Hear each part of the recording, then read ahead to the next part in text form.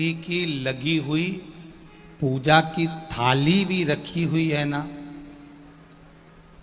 जरा समझना बेटमा कीजिए, किसी की रखी हुई पूजा की थाली भी रखी है ना, और तुम्हारी थाली में अगर कोई सामान नहीं है, तुम्हारी थाली में अगर कोई चीज नहीं है तो कोई बात नहीं, बाजू वाली की थाली में से सामग्री उठाकर लेकर हमें भगवान शंकर को नहीं चढ़ाना।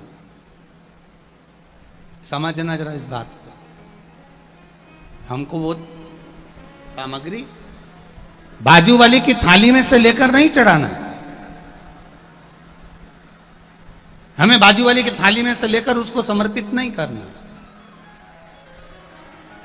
हमें भगवत भजन में, हमें भगवान की भक्ति में, अभी अविरल भक्ति में जो हमारे पास में है, जो हमारे पास में विराजमान, जो हमारे पास में है, हमें बस वही जो हमारे नजदीक में हो, जो हमारी थाली में रखा हो, जो हमारे पास में हो, जो हमारे थाली में रखा हुआ है, वो हमें देवाधिदेव महादेव को समर्पित करना, जो हमारे पास में हो। शंभु शरणे पड़ी मांगू घड़ी रे, दुख का दया करी दर्शन आपको।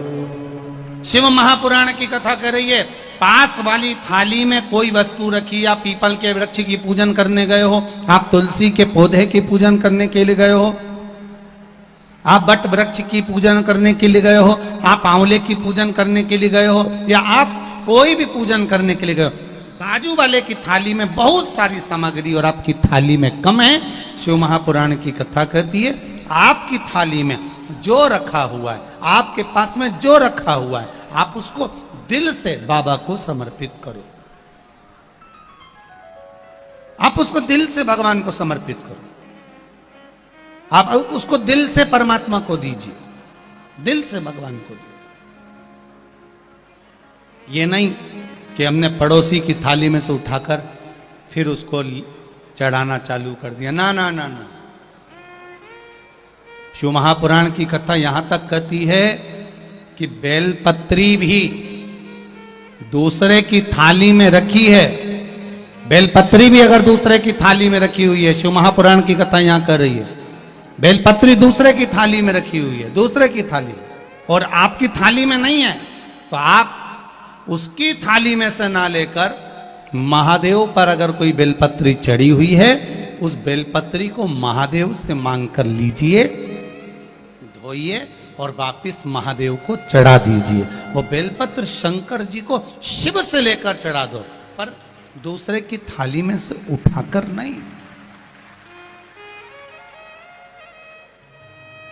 दूसरे की थाली में से उठाकर नहीं, आप शिव जी से ले लीजिए, देवाधिदेव महादेव से ले लीजिए, और महादेव से लेकर महादेव को चढ़ा दीजिए। अब देवाधिदेव महादेव से अब एक बात और अच्छे से उतार लीजिए अपने जीवन में। बहुत बेटमा की कथा को आप लोगों को अपने जीवन में बहुत चीजें उतारना है, जिससे हमारे को, कई लोग कहते हैं हम शिव जी के मंदिर जाते हैं, हम शिवालय जाते हैं, हम शंकर जी की चौखट पर जाते हैं, हम जल चढ़ाने जाते हैं, हम, कई लोग कहते हैं कि हम भी भगवान के मंदिर गए, हो सकता है इनका कार्य हुआ, हमारा नहीं हुआ। उसका कारण क्या है?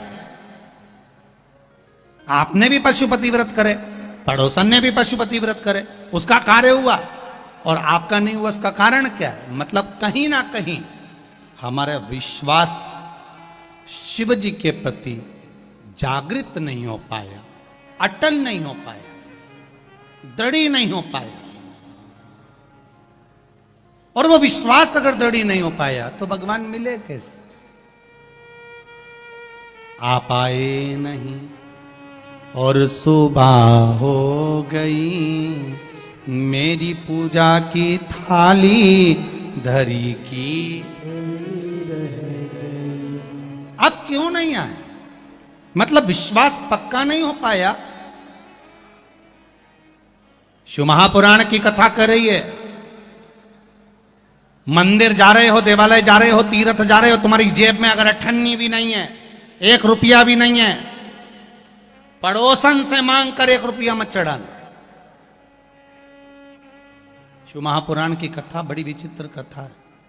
मंदिर में दर्शन करने गए हो, तुम्हारी जेब में 10 रुपए नहीं है, 5 रुपए नहीं है, किसी से मांग कर 10 रुपए या 5 रुपए मंदिर में मत चढ़ाना।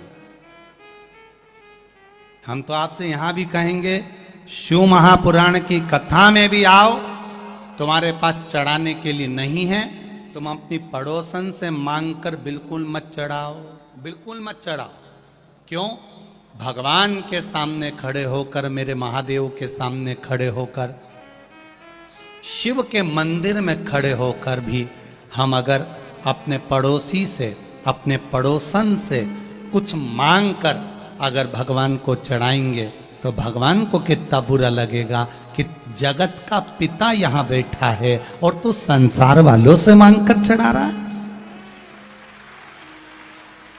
जगत का पिता यहां बैठा और तू संसार वालों से मांग रहा। अगर तुझे मांगना ही है तो शिव महापुराण की कथा कहती है, देव अधिदेव महादेव के मंदिर में किसी से मांग कर नहीं चढ़ाना। देव अधिदेव महादेव के मंदिर में अगर आप पूजन करने के लिए गए हो, भगवान शिव के मंदिर में अगर पूजन करने गए हो, तुम्हारी थाली में अगर कोई सामग्री कम भी है चलेगी, पर पड़ोसन की थाली में से उठाकर मत चढ़ाना। शंकर जी कहते हैं, फूल नहीं है मुझसे ले लो, बेलपत्र नहीं है मुझसे ले लो, धतूरा नहीं है मुझसे ले लो। शंकर जी कहते हैं, मेरे ऊपर चढ़ी हुई सामग्री तुम वापिस धोकर मुझे चढ़ा दो, पर किसी से मांग कर मत चढ़ाना, क्योंकि मैं दूंगा तो ज्यादा दूंगा। अब आप प्रैक्टिकल करके देखो। अब एक प्रैक्टिकल करिएगा आप। पड़ोसन की थाली में से जो जो सामान उसने थाली में रखा, जो जो सामान रखा, उसका नारियल, उसकी अगरबत्ती, उसका दिया, सब तुम उठा के भगवान पे चढ़ाया हो। एक बार प्रैक्टिकल करके देखना हो। अब पड़ोसन का मुंह देखना। फिर तुमने तो उसकी थाली में से उठाकर चढ़ा दिया, अब उसका मुंह देखो तुम जरा जोरदार। अभी तक तो वो ब्रह्म कुमारी थी, थोड़ी देर में चंद्र घंटा बनने में उसको देरी नहीं लगेगी, थोड़ी देर चढ़ा दिया तुमने तो महादेव। अब वो पड़ोसन को ये लगना चाहिए कि मैंने नहीं चढ़ाया तो इसने चढ़ा दिया, उसमें क्या दिक्कत है, पर नहीं, उसका मुंह फूल गया। मेरी थाली, मेरा सामान, मेरी पूजन की सामग्री इसने कैसे चढ़ा दी, इसने कैसे दे दिया, बुरा लग जाए। पर अब शिव जी के पास में बेलपत्र चढ़ी है, शंकर जी के पास में बेलपत्र चढ़ी है, शंकर जी के पास में धतूरा चढ़ा है। शिव जी से बेलपत्र मांगा तुमने, शंकर जी से बेलपत्र लिया तुमने, और वही बेलपत्र देवाधिदेव महादेव का लेकर तुमने शंकर जी को चढ़ा दिया। शंकर जी को बुरा नहीं लगा, शंकर जी प्रसन्न हुए हैं। क्यों? शंकर जी ये जानते हैं, बहू सास से कुछ मांगे तो अच्छी लगती है, बहू पड़ोसन से कुछ मांगे तो अच्छी लगती है क्या? अरे बोलो तो री बेटमा की जीजिए। तुम्हारे घर की बहू, तुम्हारे घर की बहू, तुम्हारे यहाँ कोई मिलने आए अड़ोसन पड़ोसन, उससे कह दे, मम्मी तुम, काकी जी हमको ला दोगी क्या, काकी जी हमारे यहाँ तुम अचार ला दोगी क्या, काकी जी तुम ये सामान ला दोगी क्या, तो सास को बुरा नहीं लगेगा?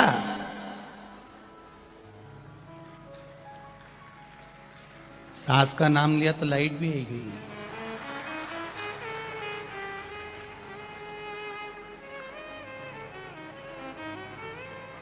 जरा विचार करिए आप, थोड़ा स्मरण करिएगा। घर की बहू, घर के बच्चे, घर के बेटा बेटी अपने घर के लोगों से मांगेंगे, माता पिता से, सास ससुर से, वृद्ध से, बुजुर्ग से मांगे, अच्छा लगेगा। पर वही पड़ोसी से मांग रहे हैं, दूसरे से मांग रहे हैं, अच्छा नहीं लगेगा। अगर दूसरे से मांग रहे हैं तो श्रेष्ठ नहीं लगेगा। मेरा महादेव भी ऐसा ही है, मेरा देव अधिदेव महादेव भी यही कह रहा है, मांगना है मुझसे मांगो, मुझसे। दूसरे देंगे तो तेरा पेट नहीं भराएगा, दूसरा अगर देगा तो तेरा पेट नहीं भराएगा। देवाधिदेव महादेव कहते हैं, अगर गोरापति शिव शंकर औघड़ी अगर देगा तो आधा चावल के दाने से जब वो संसार का पेट भर सकता है, त्रिशूल को मात्र हिलाने से पूरे ब्रह्मांड को हिला सकता है, तो शिव की कथा कर रही है, केवल उसकी दृष्टि पड़ते से ही तेरे पूरे कुटुंब का पेट भरा सकता है, केवल दृष्टि।